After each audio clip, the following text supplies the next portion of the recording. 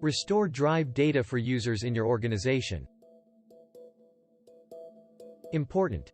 You can only recover deleted data within 25 days after a user empties their trash. After that window, it is no longer recoverable. Sign in to your Google Admin Console, and go to Menu, Directory, Users.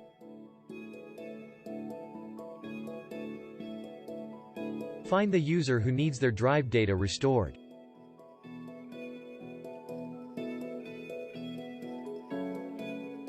Point to the user and click More Options, Restore Data.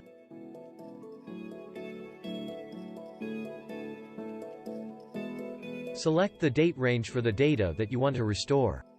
You can only restore data that was deleted within the last 25 days. Under Application, click the down arrow, then Drive.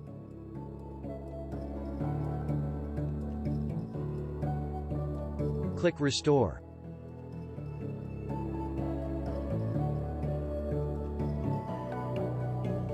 After the restoration action is done, ask the user to check for the restored data in Drive. Files are restored to their original locations. Note: after you restore an item in Drive, the user needs to reshare the item for others to have access.